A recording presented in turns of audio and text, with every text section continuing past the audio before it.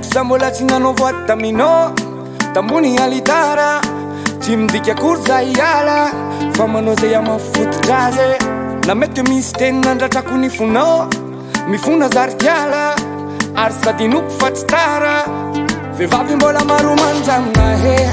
tsisy tiako ohatranao tsy mila mailomano anao ataovatranao za he nifoka efa nomeko anao iny dianjakaotsika omandraiky zahy tena marine tiako mitsy ho hitanao ny sarine raha ny atampoko no tianao fatarine fa tsy manadalanao zaro tsy manadalanao haro viave sa tsy manadalanao zaho tsy manadalanao ambilany asalo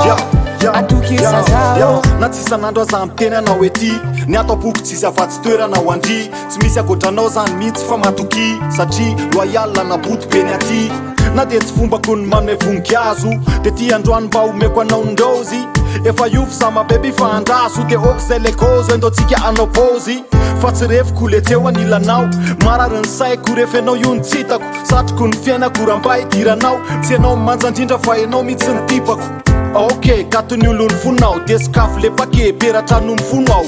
eo foany za rehefa mba hatsonao fa tsy anao tsy vehivavy mbola maromanjamina he tsisy tiako ohatranao tsy mila mailomano anao ataovatranao za he nifoka efa nomeko anao iny dianjakaotsika omandraiky zahy tena marine tiako mitsy ho hitanao ny sarine raha ny atampoko no tianao fatarine fa tsy manadalanao zaro tsy manadalanao haro viave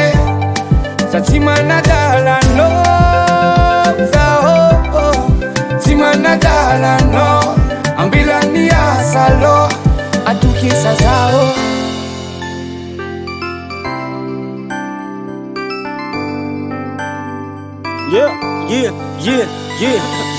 zako bantsotra tsy tonga lafatra olombelona indraindray mety isy ho lafaka mba mivalo ozy anao de nangataka aza taitra fa milady za hivavaka ekeko zafaboto somary diso teny zako olo tsotra ihany fa tsy paster za tsy manadala dimy 5 kely efa vitatra amin'ny anaran'le zafy kely enao tsika lajejo fa le fakavady sary piary za matetra fa tsy mila ady vo vita mariage makany a Thailand le visa efa okeozisy ny ambasady